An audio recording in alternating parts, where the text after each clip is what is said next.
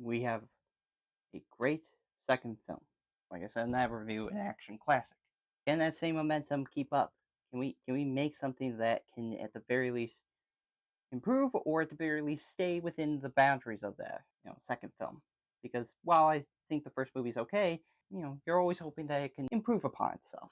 I think we've now kind of a little bit hit the low point.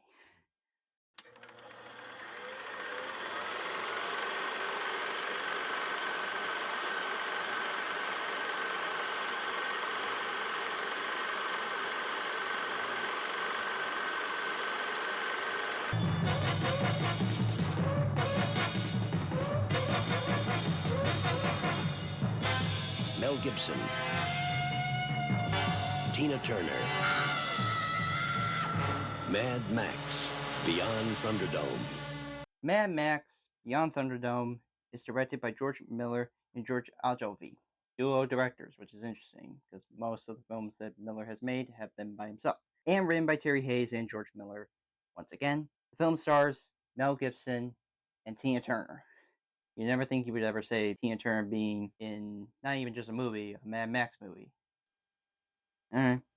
According to IMDb's plot synopsis, after being exiled from the most advanced town in post-apocalyptic Australia, a drifter travels with a group of abandoned children to rebel against the town's queen. It had been 4 years since The Road Warrior was released. That's kind of interesting to think that it had been 4 years after that movie, and there hasn't been a Mad Max film since then. People, when they saw The Road Warrior, they got their first taste of it, of Mad Max, and wanted to see more of that world. Well, you would get that in the summer of '85 with Beyond Thunderdome. I think even to this day, and I don't know if Mad Max fans can tell me, but I always feel like Mad Max Beyond Thunderdome, at least how I feel, so again, I cannot speak for diehard fans of this franchise, I can only speak for myself, and at least from what I've always heard, it's always been seen kind of like the black sheep in the franchise, like the odd man out, and that's just the fact that the film is the only PG-13 film in this entire series, which is kind of interesting, and I don't think it ever plans on going back to that, but I'm just saying it's kind of odd for it to be downgraded to now a PG-13 level. When I was watching them, all four of them years ago, I really wasn't crazy about the film when I first watched it, and having rewatched it, I think I still have those same feelings as I did before. But before I can address the issues, here are some of the positives that I did find with this movie. The performances are fine. I think Mel Gibson still owns the role of Max Rokitansky. Gibson still plays Max as a wanderer who doesn't have a purpose. He's just roaming the wasteland as he is, but just surviving. That's all he's got at this point. He's just trying to survive and live. He still does have a little bit of charisma and charm to him that he presented himself in the first and second movie, and he still continues that, and I think that's admirable. I still think that is the best aspect of these movies. Mel Gibson, he's always been consistent for me. Now, Tina Turner, for me, Tina Turner is okay.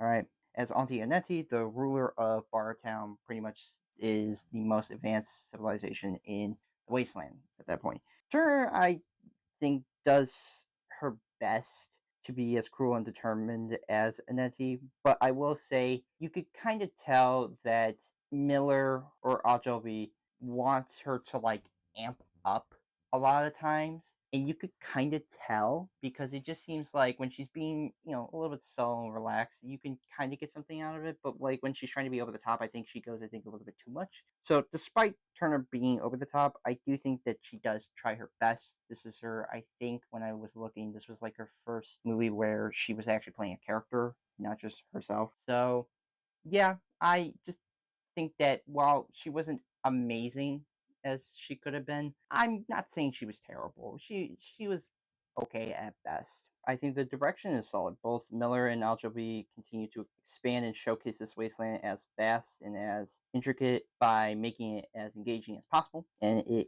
keeps it from being stale. That's one benefit I can at least say. I don't know that much about George Ogilvie, but at least with Miller still being there, he can still keep it within the realm of what his vision kind of is, but he has to share it, which is fine.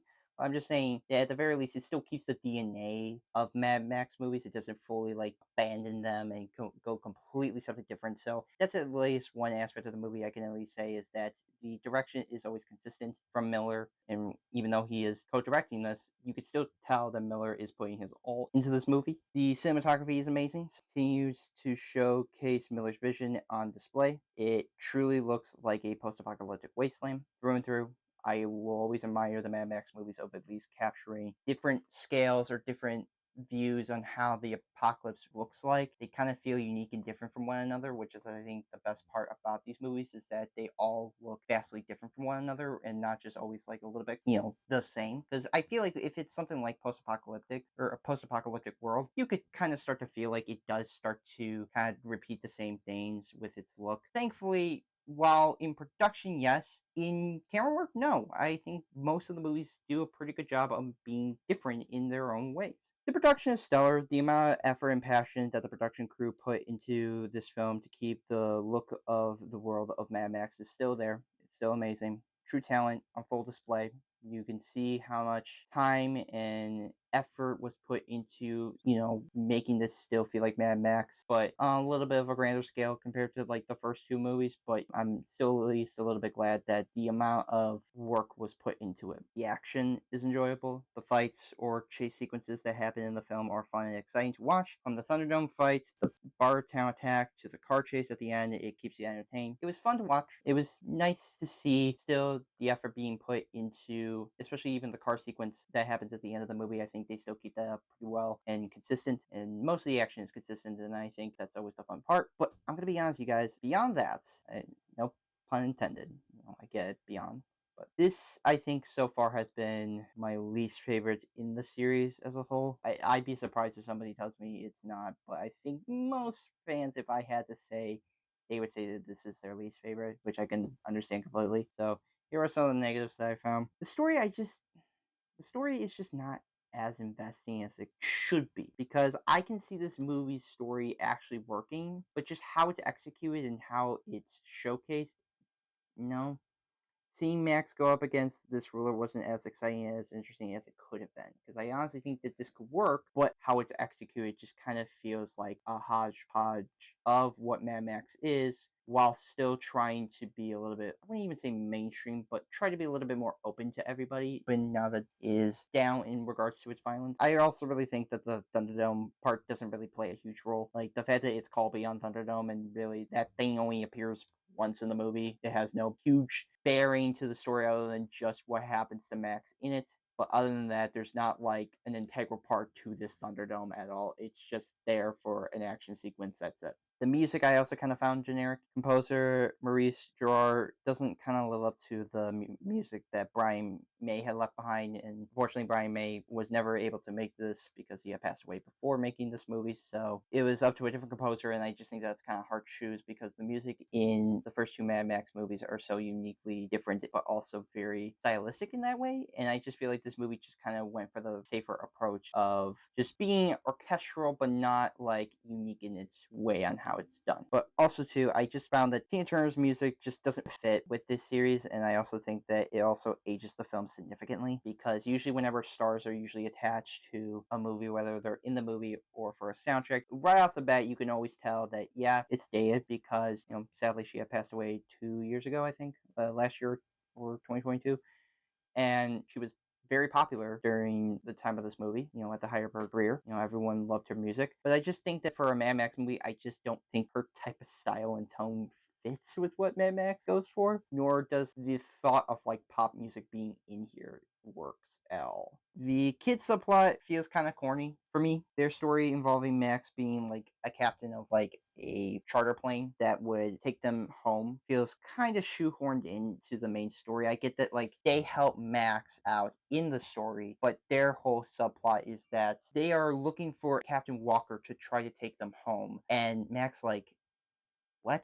Because these kids are so fantasizing on the belief that this pilot can take them home, but it just seems so random to put in this movie, because I felt like it kind of dilutes a little bit of the plot a bit, because once Max leaves Bartown and is like banished, they spend a good majority of time with those kids, and it just kind of feels odd to me. It really feels kind of weird. It just feels tonally off, as it feels a little bit more like a kids movie when that happens, and I do think that that's kind of a disappointment. And I'm not saying like you can't have humor in Mad Max, but I do think that tonally, as much as it didn't 100% bother me, you can still kind of feel like, yeah, this is trying really hard to be a little bit more mass appealing to everybody. I also think, and I usually don't have a problem with this, the rating kind of hurts the movie. Again, I usually don't mind ratings. Die Hard has done it, Terminator has done it. There have been R-rated franchises that have done it, even though I do think it's always kind of weird. But usually it's never been a problem with me. But it does, I think, kind of